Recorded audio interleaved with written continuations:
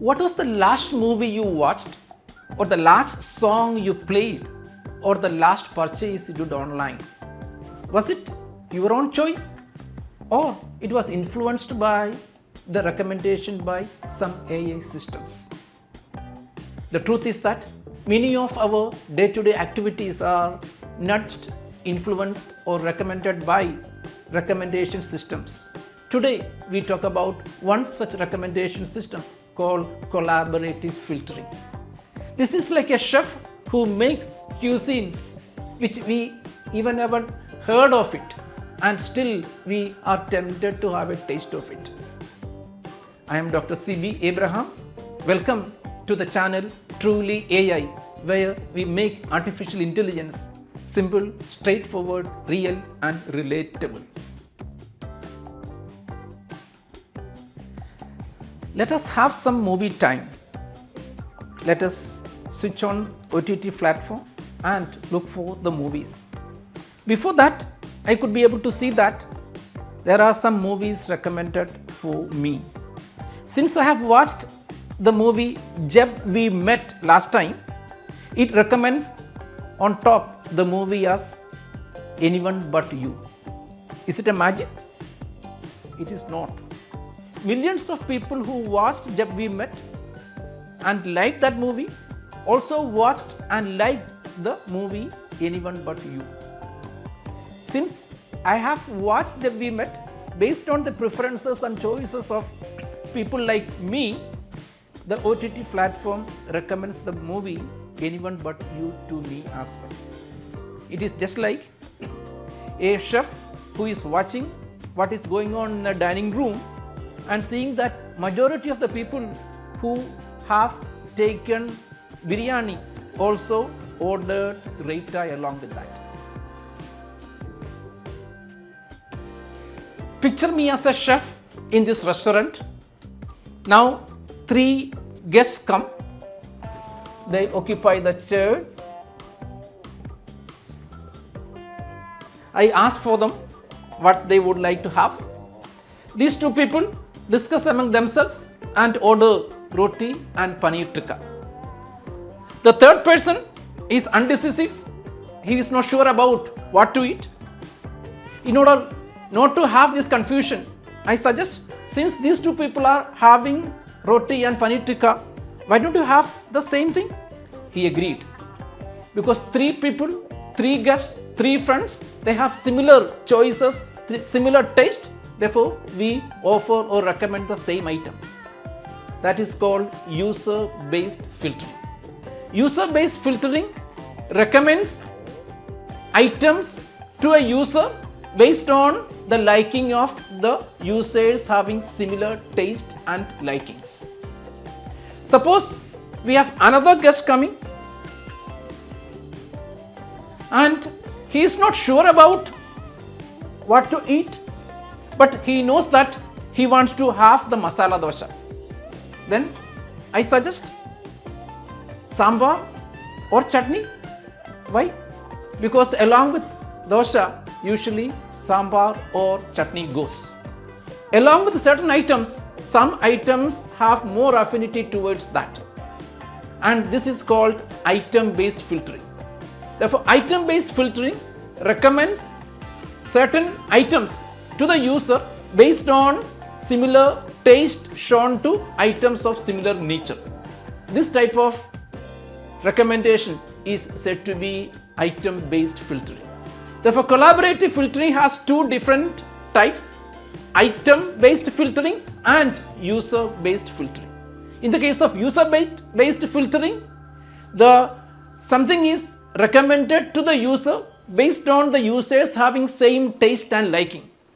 The item-based filtering offers or recommends certain items which are of similar type of or similar taste or similar genre to that customer. Now, are you in a position to say, Jab we met, and are you like similar? Please comment on the comment box.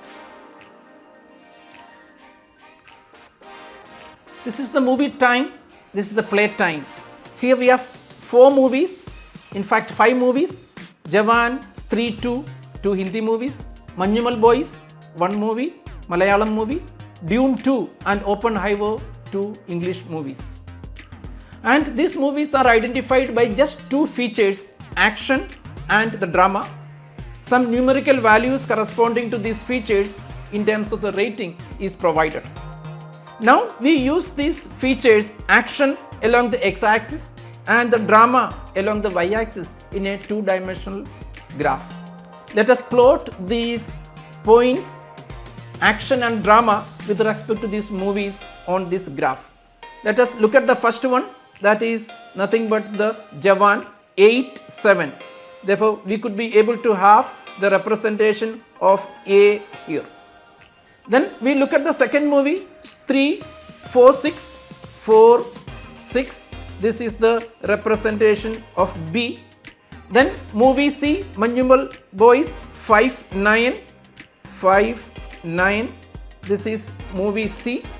And movie D, Dune 2, 8-9, 8-9. Therefore, this is the position of D. And finally, Oppenheimer E, 4-9, 4-9. This way, we could be able to have the representation of the movies. Let us look at these movies. We could be able to see the distance between this A and D and the distance between this C and E. This shows that C and E are very closely placed. That means the movies C and E are of similar nature. That means if someone likes Manjumal Boys, and there is a good chance that Oppenheimer also is liked by that. Therefore, if somebody is watched Manjumal Boys, that person could be able to be recommended the movies Oppenheimer. Similar is the case with A and D. If someone likes Jawan, then that person could be provided or recommended this Dune 2 to watch. Therefore, this is the typical instance of item-based filtering. Therefore, when we watch a movie on the OTT platform next time and some movies are recommended, please remember the fact behind this, because the distance between the movies you have watched is lesser. They are of similar nature. Here it is just 2 features. Look at 100, 150, 200 features over there in terms of the director, actor, actresses, type of movie, etc. And correspondingly, we could be able to get exact similarity of the movies. You would be liking it. That is the way OTT platforms could be recommending movies to you. This is my YouTube channel Truly AI. When I started this channel on 5th of September 2025, a couple of weeks back, I did not have any video, no subscribers, no views. Obviously, YouTube did not know whom to recommend this channel to. Similar is the case with when you start watching Netflix for the first time. Netflix doesn't know what are your history, what type of movies you watch for. Therefore, it is in a position not to recommend nicely. What it does, it asks for some information about the type of movies you like, or it could randomly provide some movies so that you could be able to start watching, and correspondingly the system could be able to capture the type of movies you could watch. Therefore, from zero information to some information, the system captures more of your watching or buying or the consuming habits, and correspondingly recommendation system could be able to provide better recommendation. Therefore, when you consume similar products more number of times, obviously system could be able to give that much good recommendation, and more information, similar information, better the recommendation. Collaborative filtering is very powerful. It saves time and lot of convenience, but it comes with its own downfalls. First is filter bubble. Most of the time we are provided with the same style, same type, same nature of products or movies or similar things. We are not exposed to other things. Second is the popularity bias. You are provided with only the most popular one. Niche areas are not provided to you. Homogenization, in the sense that diversity of viewpoints are not provided to you. And this is the cost we are providing for the convenience. Therefore, when you are provided with reels of similar nature, similar type, having the similar political views, remember that you are not exposed to counter viewpoints, other types of products. This is the cost we pay for the convenience. Collaborative filtering is just one type of recommendation system, but the truth is that AI decides many of the times what we eat, what we drink, what we consume, what we watch, and what we decide and think. The true freedom comes with identifying and keeping your spoon in your hands, deciding what to consume. Many times it is better not to consume what the algorithm provided, but look at the options based on your judgment, based on your interest. We believe that awareness is the first instance of freedom. If you like this, please like, share and subscribe. Thank you for watching this video. See you in the next video. Till then, truly AI.